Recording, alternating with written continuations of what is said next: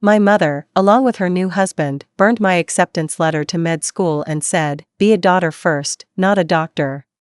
Everyone laughed as I picked the ashes from the floor. 7 hours later, the news was playing my interview on national TV. So this is going to sound like something out of a soap opera, but bear with me. A few weeks ago, I got accepted to one of the best medical schools in the country, something I'd worked for my whole life. I was excited, naturally, who wouldn't be? But when I went to share the news with my mom, things took a turn I never expected. She, along with her new husband, not only rejected my achievement but outright destroyed it.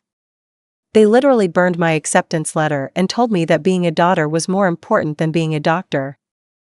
I was devastated. But what happened next blew my mind. 7 hours later, I was on national television, being interviewed about my story. Here's what led up to that moment. I'm Jasmine Collins. I'm 24 and had spent the last 8 years of my life in an almost obsessive pursuit of one thing: becoming a doctor. It started after my dad passed away when I was 16. He was a high school chemistry teacher, and we always had a strong bond over our shared love of science. His death left a hole in my life, but I threw myself into school, and eventually, the dream of med school became my way to honor him. To fill that void. My mother, Caroline, remarried 2 years after my father died. Gerald was nice enough, I guess. He was older, in his late 40s, and had his own career and house in the outskirts of Riverbend, Ohio, where we lived. He didn't seem like a bad guy at first, but over time, I noticed he wasn't the easiest person to get along with. His relationship with my mom took most of her time, and while I didn't resent her for moving on, I started feeling like a secondary figure in her life. Still, I worked hard. I volunteered at the local clinic, stayed up late studying, and ignored the small-town distractions. I knew I wanted something bigger than what Riverbend had to offer. I didn't have time for much else. My mother was the one who always encouraged me to chase my dreams, even though our relationship was becoming more distant as time went on. After years of struggling to get into med school, it happened. The acceptance letter came. I couldn't believe it. It was everything I'd worked for. I was about to leave Riverbend for Cleveland, and my future was finally within reach. That morning, when I saw the envelope sitting on the kitchen counter, I almost couldn't believe my eyes. The thick, embossed letter was there, just waiting for me to open it. My heart was racing as I tore open the envelope. I could barely even read the first few words before I was grinning. "Congratulations on your acceptance." I could hardly breathe, the weight of all the years of effort finally coming to fruition. I immediately texted my mom. "Mom, I got in. I'm going to med school." I had been working toward this for so long, and I expected her to be thrilled. I had imagined her crying happy tears, calling me her hero, telling me how proud she was. But when I went to find her, she wasn't exactly what I was expecting. She and Gerald were sitting in the living room, talking casually like nothing extraordinary was happening. They were in their usual spots. She was on the couch with a cup of coffee, and he was on his recliner, flipping through a newspaper. I stood in front of them, holding the letter, my excitement palpable. "Mom," I started, trying to contain my excitement, "I got in. To med school." Her eyes flickered briefly over the paper, but she didn't smile. Not a big grin, not even a little smile, just a kind of distant look that I couldn't quite read. "That's nice," she said flatly. I blinked. "That's nice?" "Mom, I got in. This is everything I've been working for." Gerald, who had barely acknowledged me up until now, finally spoke. "Med school? You're going to be a doctor," he said, his voice skeptical, almost condescending. "Yes," I said, trying to keep my cool. "Yes, I'm going to be a doctor." I was waiting for something, anything, more from her, but there was nothing. My heart sank. "Well, that's great," she said, but there was no enthusiasm in her voice. "But, Jasmine, you've been so caught up in this. You're forgetting what matters." "Mom, this is what matters to me." The words were out before I could stop them. You've been distant, she continued, her gaze narrowing. You're so focused on your future that you've been neglecting your family. You can't just leave, Jasmine. You need to be here for us. I could feel my chest tightening. What do you mean, be here for us? I've been here every day. I've worked so hard for this. Why can't you just be happy for me? Gerald stood up then, his large frame towering over me as he looked down at the letter in my hands. It's not just about you, Jasmine. You're part of this family now. Your mom needs you to be present. It's not all about your career. My mind was racing. This wasn't the response I had imagined. It wasn't even close. My mother, my own mother, was siding with Gerald in this bizarre, twisted way that I couldn't understand. What had happened to the woman who once told me to chase my dreams, no matter the cost? I felt the anger bubbling up in my chest, but before I could say anything, my mom reached out and snatched the letter from my hands. You need to stop thinking about yourself for once, she said, her voice surprisingly cold. I watched in complete disbelief as she and Gerald tore the letter in half. And then, without missing a beat, Gerald reached for a match. Mom, stop, I cried. Please. But it was too late.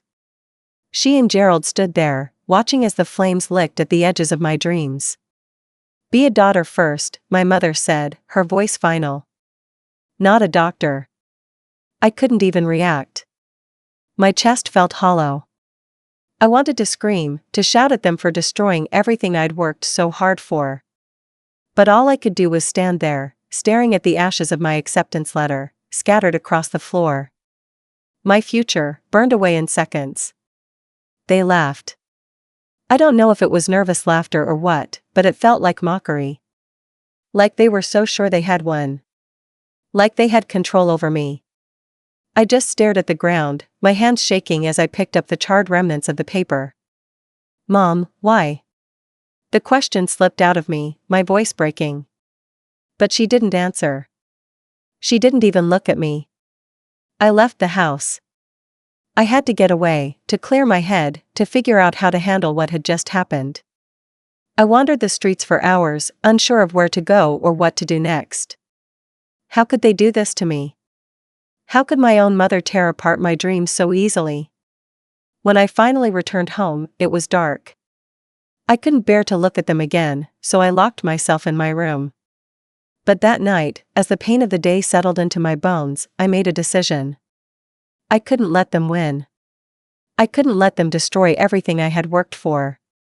I sat down at my desk and wrote an email to the University of Cleveland, explaining everything that had happened. I told them the truth, how my acceptance letter had been burned by my mother and her husband, how they were trying to stop me from pursuing my dreams. I didn't know if it would help, but I had to try. I couldn't just let this be the end. 7 hours later, I received a response. Not only had they accepted my appeal, but they also wanted to feature me on the local news. They wanted to tell my story, how, after all the hard work, my own family had tried to take my future away. I couldn't believe it. I felt a surge of hope, something I hadn't felt all day. I agreed to the interview, and the very next day, there I was, on national television, telling my story. As I spoke, I could see the reactions of people across the country, and I realized something: I wasn't alone in this fight. People were rooting for me, even though I had been betrayed by the people I trusted most. In that moment, I knew my future wasn't about the past. It wasn't about the people who tried to hold me back. It was about me, about who I was becoming and the life I was going to build for myself.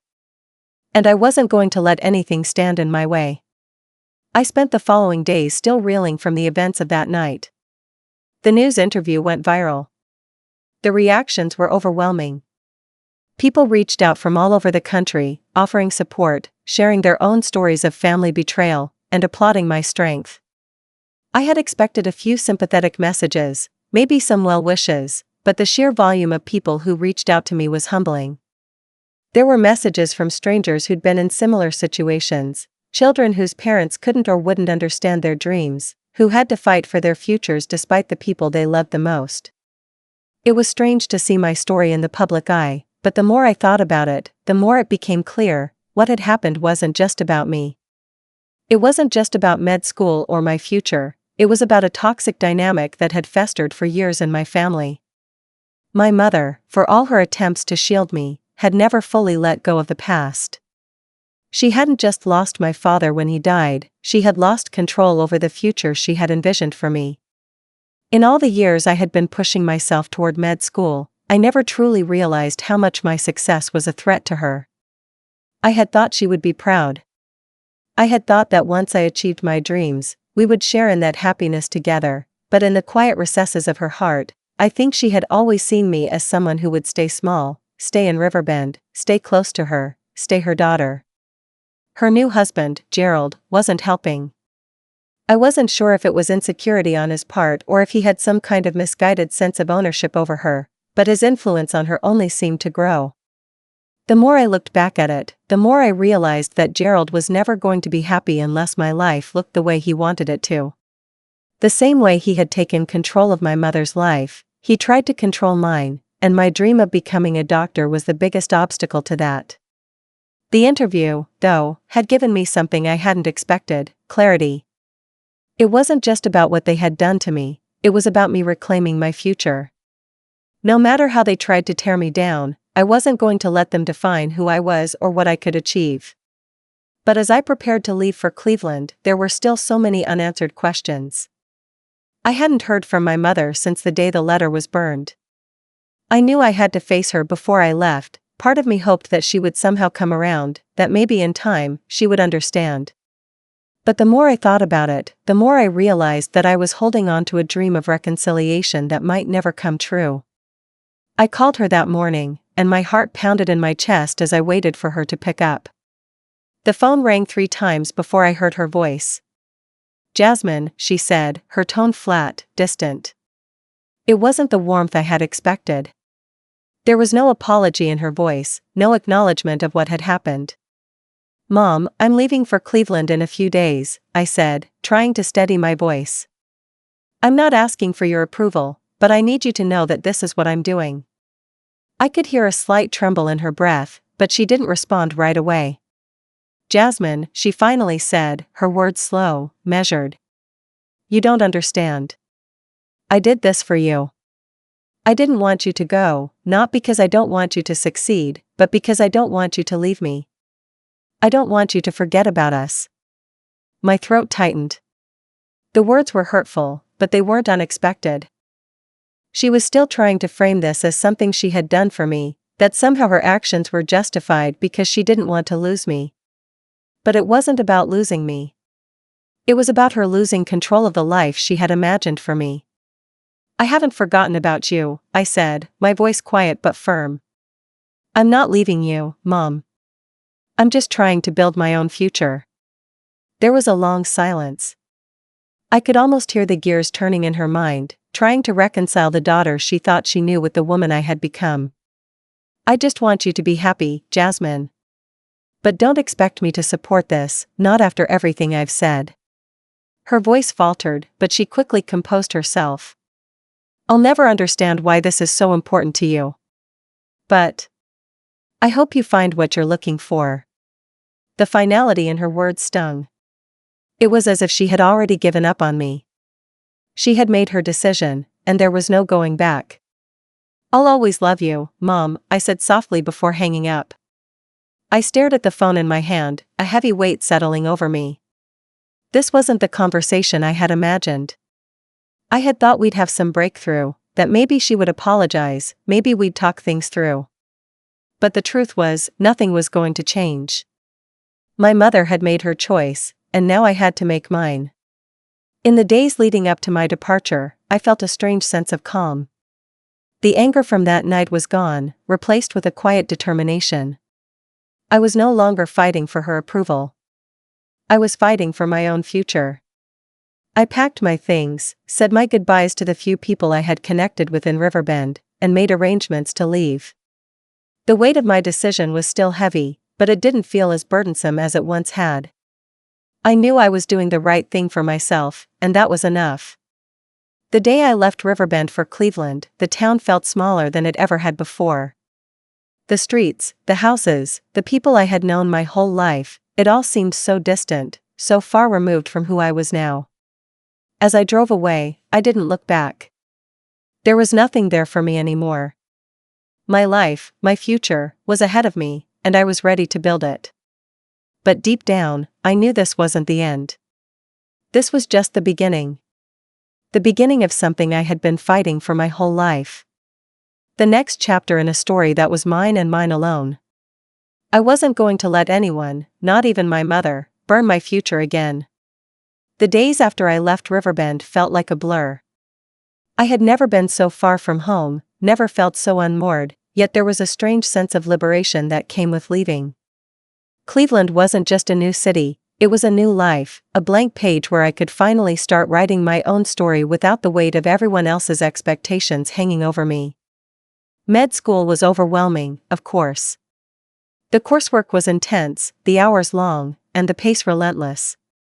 But for the first time in years, I felt alive. I felt like I belonged. I had always worked hard to fit into the mold that my family had carved for me, but now, surrounded by other students who were equally driven, I was in my element. It was a new kind of family, one where the people around me weren't trying to shape me into something they wanted me to be. They were there to help me become the best version of myself, and I was hungry for it. Yet, no matter how immersed I became in my studies, the shadow of my past never quite left me. My phone would occasionally buzz with notifications, and the few messages I received from my old friends and distant relatives were always filled with sympathy, encouragement, and questions about my family. But there was never anything from my mom, not a word. I didn't expect her to reach out, but a part of me still wondered what was going on in her mind. I spent long nights in the library, studying anatomy, memorizing medical terms, and working through case studies. But when I finally returned to my apartment, the silence of my new life was deafening. Sometimes, in the quiet of the evening, I would find myself reflecting on my conversation with her, replaying the words we had exchanged. "I just want you to be happy, Jasmine," she had said, but it hadn't felt like love. It had felt like a resignation, as though she had already accepted that I wasn't going to meet her expectations. And that hurt more than the rejection itself. The days stretched into weeks, and the newness of Cleveland wore off. I started to miss the rhythm of Riverbend, even if it had always felt small and confining. There was comfort in the familiarity of it all, even if it was only a mirage of comfort. But what I missed most was the version of my mom that had once been my biggest cheerleader, the woman who had made me believe that anything was possible. The woman who had pushed me to be my best. Despite everything that had happened, I still wanted her approval. I wanted her to see that I wasn't just running away from her. This wasn't about leaving her behind, it was about finding my own way. But as much as I wanted her to understand, I knew deep down that she probably never would. And I wasn't sure if that was something I could ever accept. The months rolled on. Midterms came and went. My schedule became a blur of lectures, assignments, and practicals. In the rare moments when I wasn't studying, I tried to immerse myself in the city, meeting new people and experiencing life in ways I had never allowed myself to before. I explored Cleveland's museums, its parks, and even its late-night coffee shops where the only thing that seemed to matter was the present moment. But still, the call never came. Then, one afternoon, about 5 months into my first semester, I got a letter in the mail. It was from Riverbend, and my stomach dropped as I saw the familiar handwriting on the envelope. It was my mom's handwriting. I didn't know whether to open it. Part of me wanted to, just to hear something, anything, from her. Part of me wanted to leave it unopened, to keep the last shred of my independence from that life intact. But I couldn't resist. I tore open the envelope and pulled out the letter. It was brief, almost formal, but there was something else underneath it. "Dear Jasmine, I've been thinking a lot about what happened. I know I hurt you, and I'm sorry.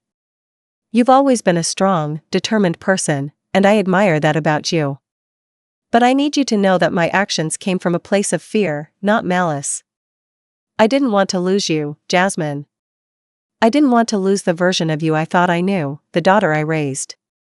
I can't say that I fully understand your decision to pursue medicine, but I can accept it. I don't want you to feel like you have to choose between us and your dreams. I was wrong to think you could ever give up on them. I hope that, one day, you'll come home. I hope we can talk. Love, Mom. The letter hit me like a wave. I sat on the floor of my apartment, the letter in my hands, the words swirling around me. I hadn't expected an apology. I hadn't expected her to change her mind. But here it was, in black and white, a small but significant shift. I sat there for a long time, just holding the letter. It wasn't an immediate fix, not by any means. I couldn't just forget what had happened. I couldn't erase the image of my acceptance letter burning in the flames. But this letter, this acknowledgement that she had been wrong, that she saw me for who I was and not just as the daughter she had envisioned, was a step forward. I thought about calling her. I thought about writing back, telling her everything I had been through, how I had struggled with my decision to leave, how I had doubted myself at every turn. But I didn't. Instead, I kept the letter. I didn't reply immediately. I wasn't ready. Maybe I would be one day. Maybe I wouldn't. A week passed before I heard from her again. This time, it was a phone call. Jasmine, her voice crackled through the phone line, and for a moment, I almost couldn't recognize it. It sounded softer, almost vulnerable. I've been thinking about what we talked about the future. And I want you to know that, no matter what, I love you. I'm proud of what you're doing, even if it's hard for me to accept. It wasn't an earth-shattering revelation, but it was enough. It was enough to bridge the gap that had been growing between us for so long. I miss you, Mom, I said, my voice quiet, almost afraid that the words might break the fragile peace that was slowly forming. I miss you too, Jasmine, she replied, and I could hear the faintest trace of tears in her voice. But I'm learning to understand you better. I think I've been holding on to a version of you that doesn't exist anymore. And maybe I need to let you go. To let you be who you're meant to be. We didn't resolve everything in that conversation, and I didn't expect we would. But it felt like a shift had begun. A crack in the armor that had surrounded both of us. We talked for a while longer, and though the conversation was still awkward, there was something different in it. There was hope. Maybe not a perfect solution, but a hope that we could eventually find a way to reconnect without all the pain. I didn't know what the future would hold for us. I didn't know if I could ever go back to being the daughter she wanted me to be, or if we'd find a middle ground that worked for both of us. But for the first time in months, I felt like there was a path forward. The next few weeks were a whirlwind of emotions for me. Despite the conversation with my mom, I still couldn't shake the feeling of betrayal that lingered from that night. The letter burning, the mockery in their laughter, it had carved a permanent scar in my heart. But in a strange way, my pursuit of my dreams, my commitment to med school, had become my form of revenge. Not through malice, not through cruelty, but through sheer perseverance and success. I dove deeper into my studies, shutting out the lingering doubts that occasionally crept up. Cleveland began to feel like home, and I found solace in the city's rhythm, the quiet hum of the campus, the challenge of my coursework, and the camaraderie of my classmates. I found people who understood the kind of hard work it took to get where I was, and I felt like I was part of something real, something solid. But while my life was moving forward, I still found myself constantly thinking about my mother and Gerald. I knew I couldn't continue to let their actions haunt me. I was determined to not just move on, but to prove to myself, and to them, that I was stronger than their attempts to hold me back. Months passed. Then, one day, I saw the headline, "Local woman who once struggled with family expectations now celebrates success in med school." It was an article in one of the local Cleveland newspapers. At first, I didn't recognize the name attached to the piece, Jasmine Collins, a story of perseverance. But as I read through the story, I realized that the reporter had somehow managed to get details about my life, the part one had shared on national television, and wrote a feature about how I had overcome family betrayal to pursue my dream of becoming a doctor. The article didn't name my mother or Gerald specifically, but it alluded to the hardships I had faced in the most indirect yet powerful way. The way my family had tried to suppress my dreams. The way I had fought for my future, despite the roadblocks thrown in my path. The piece highlighted my resilience, and while it was a story about me, it also served as a quiet reckoning for anyone who had ever tried to hold me back. I knew that the article would make its way back to Riverbend. Small towns like that had a way of making sure everyone knew everyone's business. It was inevitable that my mother would see it, and Gerald, too. I didn't care about their approval anymore. But the more I thought about it, the more I realized something: I didn't need to seek revenge through confrontation. I didn't need to call them or show up at their doorstep. The best revenge, the most satisfying one, would be showing them that I had succeeded without them. That I had flourished in spite of their attempts to destroy my future. A few weeks after the article, I got a call. It was from my mom. I had been avoiding her for months, but something in her voice was different this time. "Jasmine, I saw the article," she said, and I could hear the emotion behind her words. I didn't know it had gotten that far. "I'm sorry, I didn't think about how you'd feel about everything." I didn't respond right away. Part of me wanted to hang up, to let her stew in the guilt of what she had done. But then, another part of me knew that if I didn't have this conversation, it would always be something hanging over us. So I took a deep breath and spoke, my voice steady. "I didn't do this for you, Mom," I said quietly. "I didn't do it for your approval. I did it for me. For the person I've always known I could be. I'm proud of where I am, and I'm not going to let anything or anyone stop me from achieving what I've worked for." There was a long silence on the other end of the line. And for a moment, I thought she might hang up, that she might reject everything I was saying. But she didn't. "I know," she said, her voice soft. "I can see that now. I see how much you've grown, Jasmine. And I'm sorry. I didn't mean to make you feel like you weren't enough. You are more than enough." It wasn't the apology I had dreamed of, but it was something. It was a step. A sign that maybe, just maybe, she was starting to understand the consequences of her actions. "I've been watching you, Jasmine. I've been seeing how hard you've worked, and how much you've accomplished. I'm proud of you. Truly." Her words weren't enough to erase the hurt of the past, but they were a beginning. A recognition of the truth I had always known: my success wasn't tied to her approval, and no matter how much I had longed for her support, I was the one who had built my path. A few days later, Gerald called me, too. He was more apologetic, but his words felt less genuine than my mother's. There was still a hint of defensiveness in his tone, as if he couldn't quite admit that he had been wrong. But I didn't need his apology either. I had long since learned that his opinion, like my mother's, didn't define me. "I guess we both made some mistakes," Gerald said, his voice gruff. "But I want you to know that I never meant to hurt you." "I'm sure you didn't," I said calmly. "But it's too late now. I'm moving forward, Gerald. I don't need your approval, but I'm willing to let go of the past. I hope you can do the same." With that, the conversation ended. And I felt something shift in me. A weight lifting. For the first time in a long while, I realized that I didn't need their validation. I didn't need their approval. I had built my future by myself, and I was stronger for it. That afternoon, I sat down and looked over my application for residency programs. The journey wasn't over, but I was closer than I'd ever been to achieving my dream. The next chapter was already beginning, and I knew one thing for sure: I had earned it. No one could take that away from me. Months later, as I walked across the stage at graduation, my heart swelled with pride. My mom was there in the audience, sitting quietly with tears in her eyes. She had finally accepted me for who I had become, and in a way, so had I. I didn't need to prove anything to her anymore. I had proven it to myself.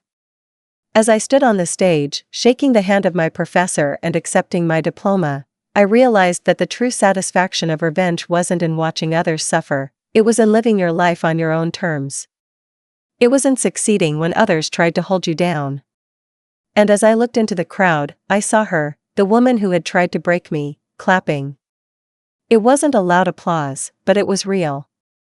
And in that moment, I knew that the best revenge was the life I had created. The success I had earned. I was no longer a daughter trying to please her mother. I was a doctor, standing on my own. And that was enough.